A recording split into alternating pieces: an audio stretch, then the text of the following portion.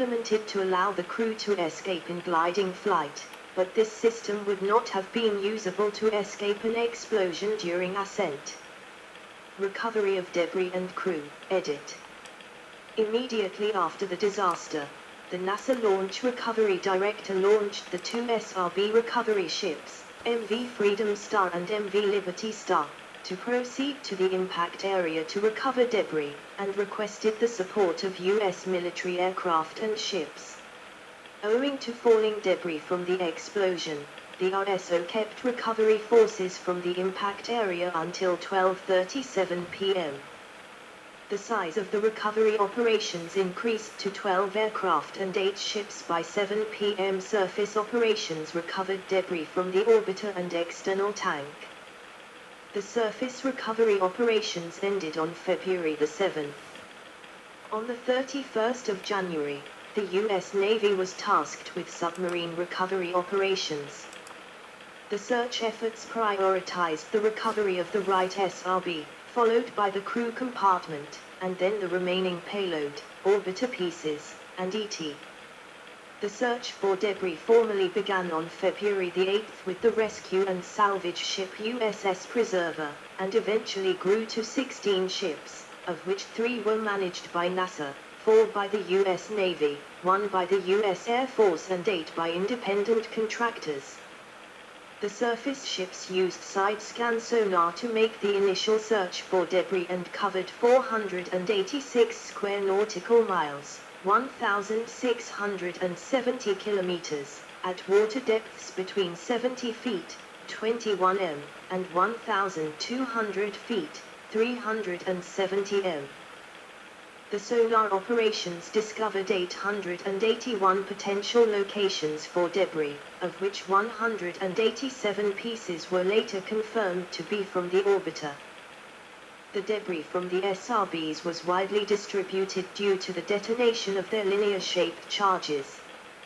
The identification of SRB material was primarily conducted by crewed submarines and submersibles. The vehicles were dispatched to investigate potential debris located during the search phase. Surface ships lifted the SRB debris with the help of technical divers and underwater remotely operated vehicles to attach the necessary slings to raise the debris with cranes. The solid propellant in the SRBs posed a risk, as it became more volatile after being submerged. Recovered portions of the SRBs were kept wet during recovery, and their unused propellant was ignited once they were brought ashore. The failed joint on the right SRB was first located on sonar on March the 1st. Subsequent dives to 560 feet, 170 m, by the NR-1 submarine on April the 5th and the Sea Link I submersible on the 12th of April confirmed that it was the damaged field joint, and it was successfully recovered on the 13th of April. Of the 196,726 pound, 89,233 kilograms, of both SRB shells, 102,500 pound, 46,500 kilograms, was recovered. Another 54,000 pound, 24,000 kilograms, was found but not recovered, and 40,226 pound, 18,246 kilograms, was never found. On March the 7th, Air Force divers identified potential crew compartment debris, which was confirmed the next day by divers from the USS Preserver. The damage to the crew compartment indicated that it had remained largely intact during the initial explosion but was extensively damaged when it impacted the ocean. The remains of the crew were badly damaged from impact and submersion, and were not intact bodies. The USS Preserver made multiple trips to return debris and remains to port, and continued crew compartment recovery until April the 4th. During the recovery of the remains of the crew, Jarvis's body floated away and was not located until the 15th of April, several weeks after the other remains had been positively identified. Once remains were brought to port, Pathologists from the Armed Forces Institute of Pathology worked to identify the human remains, but could not determine the exact cause of death for any of them. Medical examiners in Brevard County disputed the legality of transferring human remains to U.S. military officials to conduct autopsies, and refused to issue the death certificates. NASA officials ultimately released the death certificates of the crew members. The IUS that would have been used to boost the orbit of the TDRSB satellite was one of the first pieces of debris recovered.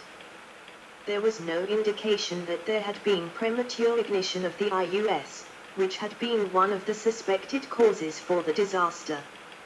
Debris from the 3 SSMEs was recovered from the 14th of February to 28, and post-recovery analysis produced results consistent with functional engines suddenly losing their LH2 fuel supply.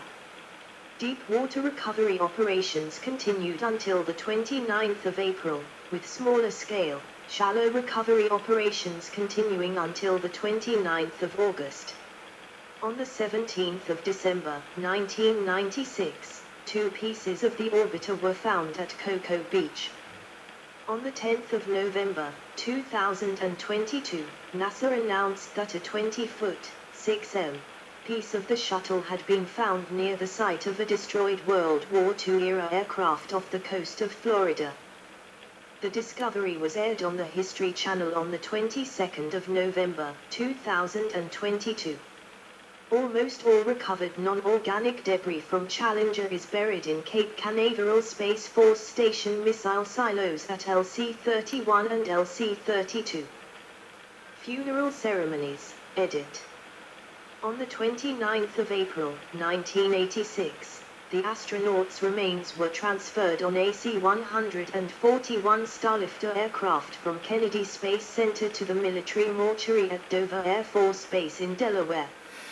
Their caskets were each draped with an American flag and carried past an honor guard and followed by an astronaut escort. After the remains arrived at Dover Air Force Base, they were transferred to the families of the crew members. Scobie and Smith were buried at Arlington National Cemetery. Onizuka was buried at the National Memorial Cemetery of the Pacific in Honolulu, Hawaii. McNair was buried in Rest Lawn Memorial Park in Lake City, South Carolina, but his remains were later moved within the town to the Dr. Ronald E. McNair Memorial Park. Resnick was cremated and her ashes were scattered over the water. McAuliffe was buried at Calvary Cemetery in Concord, New Hampshire. Jarvis was cremated, and his ashes were scattered in the Pacific Ocean. Unidentified crew remains were buried at the Space Shuttle Challenger Memorial in Arlington on the 20th of May, 1986. Public response, edit. White House response, edit. President Ronald Reagan had been scheduled to give the 1986 State of the Union address on the 28th of January, 1986, the evening of the Challenger disaster. After a discussion with his aides, Reagan postponed the State of the Union, and instead addressed the nation about the disaster from the Oval Office. On the 31st of January, Ronald and Nancy Reagan traveled to the Johnson Space Center to speak at a memorial service honoring the crew members. During the ceremony, an Air Force band sang God Bless America as NASA T-38 Talon jets flew directly over the scene in the traditional missing man formation. Soon after the disaster, U.S. politicians expressed concern that White House officials, including Chief of Staff Donald Regan and Communications Director Pat Buchanan, had pressured NASA to launch Challenger before the scheduled the 28th of January State of the Union address, because Reagan had planned to mention the launch in his remarks. In March 1986, the White House released a copy of the original State of the Union speech. In that speech, Reagan had intended to mention an X-ray experiment launched on Challenger and designed by a guest he had invited to the address, but he did not further discuss the Challenger launch. In the rescheduled State of the Union address on February the 4th, Reagan mentioned the deceased Challenger crew members and modified his remarks about the X-ray experiment as launched and lost. In April 1986, the White House released a report that concluded there had been no pressure from the White House for NASA to launch Challenger prior to the State of the Union. Media coverage, edit. Nationally televised coverage of the launch and explosion was provided by CNN. To promote the Teacher in Space program with McAuliffe as a crew member, NASA had arranged for many students in the U.S. to view the launch live at school with their teachers. Press interest in the disaster increased in the following days. The number of reporters at KSC increased from 535 on the day of the launch to 1,467 reporters 3 days later. In the aftermath of the accident, NASA was criticized for not making key personnel available to the press. In the absence of information, the press published articles suggesting the external tank was the cause of the explosion. Until 2010, CNN's live broadcast of the launch and disaster was the only known on-location video footage from within range of the launch site. Additional amateur and professional recordings have since become publicly available. Engineering Case Study, edit. The Challenger accident has been used as a case study for subjects such as engineering safety, the ethics of whistleblowing, communications and group decision-making, and the dangers of groupthink. Roger Boscioli and Alan MacDonald became speakers who advocated for responsible workplace decision-making and engineering ethics. Information designer Edward Tufte has argued that the Challenger accident was the result of poor communications and overly complicated explanations on the part of engineers, and stated that showing the correlation of ambient air temperature and O-ring erosion amounts would have been sufficient to communicate the potential dangers of the cold weather launch. Boscioli contested this assertion and stated that the data presented by Tufte were not as simple or available as Tufte stated. Reports, edit. Rogers Commission Report, edit. Main article, Rogers Commission Report. The Presidential Commission on the Space Shuttle Challenger accident, also known as the Rogers Commission after its chairman, was formed on February 6. Its members were Chairman William P. Rogers, Vice Chairman Neil Armstrong, David Aitchison, Eugene Covert, Richard Feynman, Robert Holtz, Donald Kutyna, Sally Ride, Robert Rummel, Joseph Sutter, Arthur Walker, Albert Whelan, and Chuck Yeager. The Commission held hearings that discussed the NASA accident investigation, the Space Shuttle program, and the Morton Thiokol recommendation to launch despite O-ring safety issues. On the 15th of February, Rogers released a statement that established the Commission's changing role to investigate the accident independent of NASA due to concerns of the failures of the internal processes at NASA. The Commission created 4 investigative panels to research the different aspects of the mission. The Accident Analysis Panel, chaired by Kutyna, used data from salvage operations and testing to determine the exact cause behind the accident. The Development and Production Panel, chaired by Sutter, investigated the hardware contractors and how they interacted with NASA. The Pre-Launch Activities Panel, chaired by Aitchison, focused on the final assembly processes and pre-launch activities conducted at KSC. The Mission Planning and Operations Panel, chaired by Ride, investigated the planning that went into mission development, along with potential concerns over crew safety and pressure to adhere to a schedule. Over a period of 4 months, the Commission interviewed over 160 individuals, held at least 35 investigative sessions, and involved more than 6,000 NASA employees, contractors, and support personnel. The Commission published its report on the 6th of June, 1986. The Commission determined that the cause of the accident was hot gas blowing past the O-rings in the field joint on the right SRB, and found no other potential causes for the disaster. It attributed the accident to a faulty design of the field joint that was unacceptably sensitive to changes in temperature, dynamic loading, and the character of its materials. The report was critical of NASA and Morton Thiokol, and emphasized that both organizations had overlooked evidence that indicated the potential danger with the SRB field joints. It noted that NASA accepted the risk of O-ring erosion without evaluating how it could potentially affect the safety of a mission. The Commission concluded that the safety culture and management structure at NASA were insufficient to properly report, analyze, and prevent flight issues. It stated that the pressure to increase the rate of flights negatively affected the amount of training, quality control, and repair work that was available for each mission. The Commission published a series of recommendations to improve the safety of the Space Shuttle program.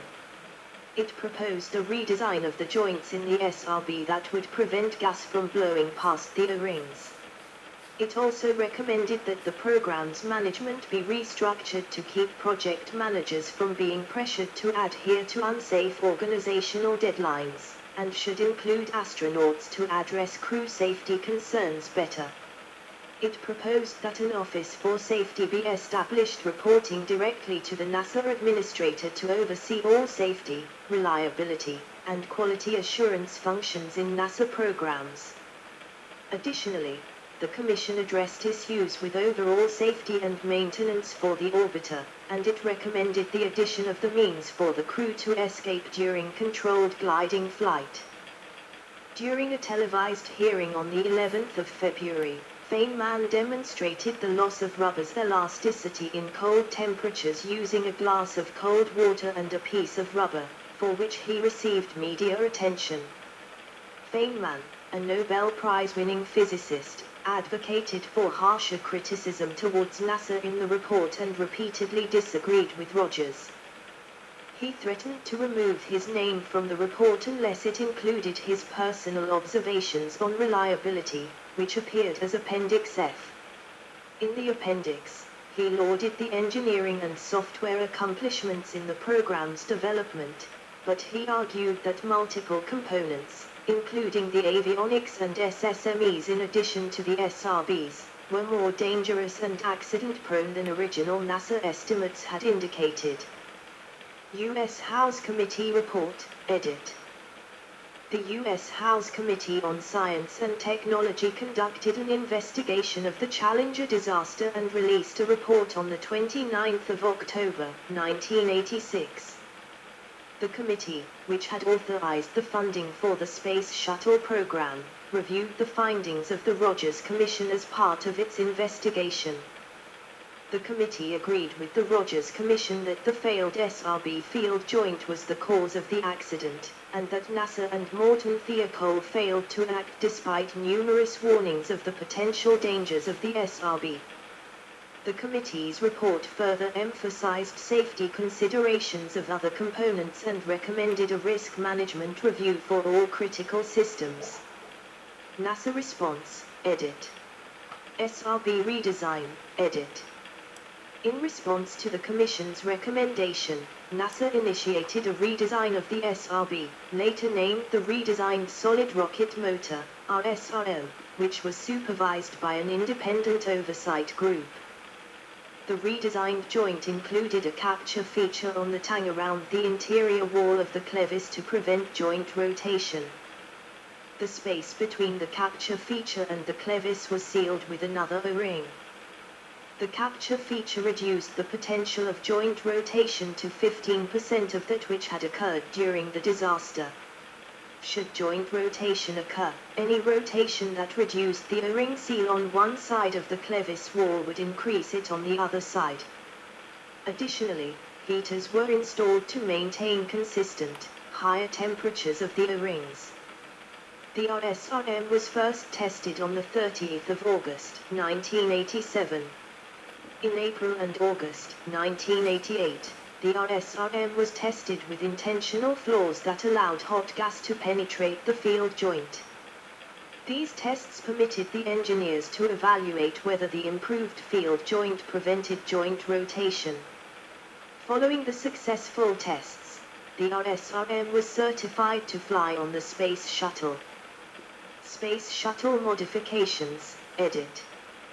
In addition to the SRBs, NASA increased the safety standards on other Space Shuttle program components. The critical items lists and failure modes for the SSMEs were updated, along with 18 hardware changes. The maximum thrust of the SSMEs was limited to 104%, with 109% only allowed in an abort scenario. The landing gear was updated to improve its steering and handling abilities while the Space Shuttle was landing. NASA implemented an escape option in which the astronauts would jettison the side hatch and extend a pole out of the orbiter. They would slide down the pole to avoid hitting the orbiter as bailed out before they activated their parachutes. The orbiter's software was modified to maintain stable flight while all of the flight crew left the controls to escape. This escape method would not have saved the crew in the Challenger disaster, but was added in the event of another emergency. Safety Office, Edit. In 1986 NASA created a new Office of Safety, Reliability, and Quality Assurance, headed by a NASA Associate Administrator who reported directly to the NASA Administrator, as the Commission had specified. Former Challenger Flight Director Green became Chief of the Safety Division of the Directorate. After the Space Shuttle Columbia disaster in 2003, the Columbia Accident Investigation Board, CABE, concluded that NASA had not set up a truly independent office for safety oversight.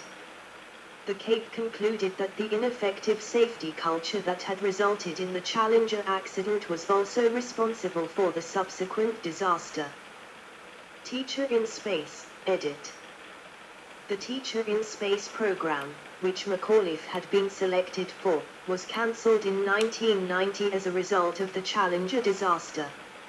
In 1998, NASA replaced Teacher in Space with the Educator Astronaut project, which differed in that it required the teachers to become professional astronauts trained as mission specialists, rather than short-term payload specialists who would return to their classrooms following their space flight. Barbara Morgan, who had been the backup teacher for McAuliffe, was selected to be part of NASA Astronaut Group 17 and flew on STS-118. Return to Flight, Edit. Further information, Space Shuttle Program and STS-26. The projected launch schedule of 24 per year was criticized by the Rogers Commission as an unrealistic goal that created unnecessary pressure on NASA to launch missions. In August 1986, President Reagan approved the construction of an orbiter, which would later be named Endeavour, to replace Challenger. Construction of Endeavour began in 1987 and was completed in 1990, and it first flew on STS-49 in May 1992. He also announced that the program would no longer carry commercial satellite payloads, and that these would be launched using commercial expendable launch vehicles. These commercial payloads were reallocated from the Space Shuttle program to end the dependence on a single launch vehicle and limit the pressure on NASA to launch crewed missions to satisfy its customers. The Space Shuttle fleet was grounded for 2 years and 8 months while the program underwent investigation, redesign, and restructuring. On the 29th of September 1988, Discovery launched on STS-26 mission from LC-39B with a crew of 5 veteran astronauts. Its payload was TDRS-3, which was a substitute for the satellite lost with Challenger. The launch tested the redesigned boosters, and the crew wore pressure suits during the ascent and re-entry. The mission was a success, and the program resumed flying. Legacy, Edit. In 2004, President George W. Bush conferred posthumous Congressional Space Medals of Honor to all 14 crew members killed in the Challenger and Columbia accidents. An unpainted decorative oval in the Brumidi corridors of the United States Capitol was finished with a portrait depicting the crew by Charles Schmidt in 1987. The scene was painted on canvas and then applied to the wall. The Forever Remembered exhibit at the Kennedy Space Center Visitor Complex opened in July 2015 and includes a display of a 12-foot, 3.7 m section of Challenger's recovered fuselage. The exhibit was opened by NASA Administrator Charles Bolden along with family members of the crew. A tree for each astronaut was planted in NASA's Astronaut Memorial Grove at the Johnson Space Center, along with trees for each astronaut from the Apollo 1 and Columbia disasters.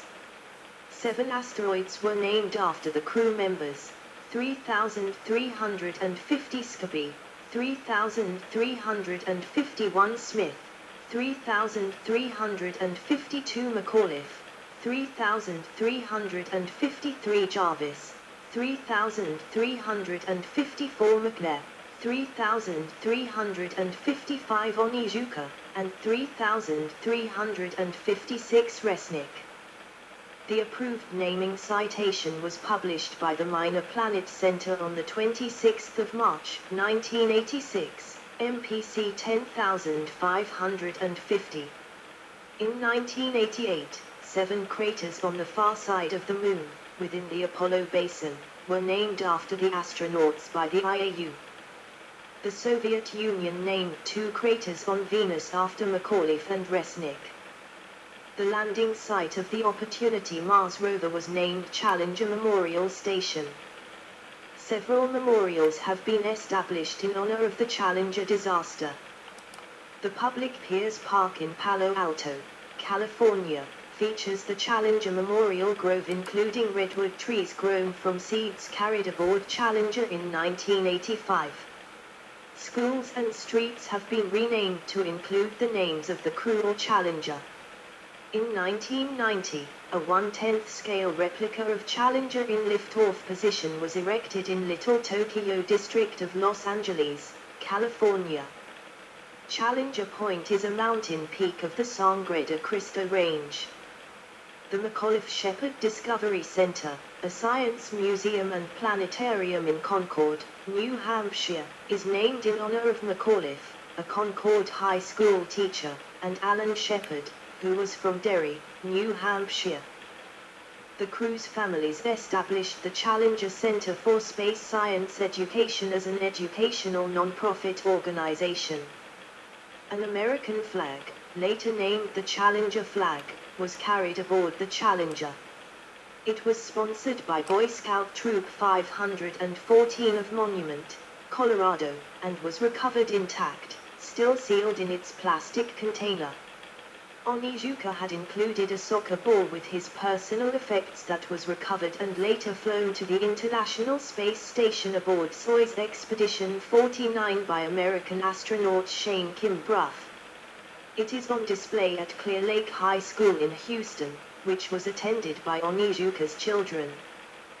The 1986 motion picture Star Trek IV: The Voyage Home was dedicated to the crew of the Challenger with an opening message which stated the cast and crew of Star Trek wish to dedicate this film to the men and women of the spaceship Challenger whose courageous spirits shall live to the 23rd century and beyond. In media, edit. Books, edit. In the years immediately after the Challenger disaster, several books were published describing the factors and causes of the accident and the subsequent investigation and changes. In 1987, Malcolm McConnell, a journalist and a witness of the disaster, published Challenger: A Major Malfunction, a true story of politics, greed, and the wrong stuff. McConnell's book was criticized for arguing for a conspiracy involving NASA Administrator Fletcher awarding the contract to Morton Thiokol because it was from his home state of Utah. The book Prescription for Disaster: From the Glory of Apollo to the Betrayal of the Shuttle by Joseph Trento was also published in 1987. arguing that the Space Shuttle program had been a flawed and politicized program from its inception. In 1988, Feynman's memoir, What Do You Care What Other People Think? Further Adventures of a Curious Character, was published.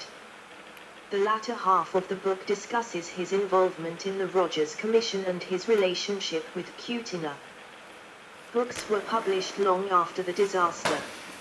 In 1996, Diane Vaughan published The Challenger Launch Decision, Risky Technology, Culture, and Deviance at NASA, which argues that NASA's structure and mission, rather than just Space Shuttle program management, created a climate of risk acceptance that resulted in the disaster. Also in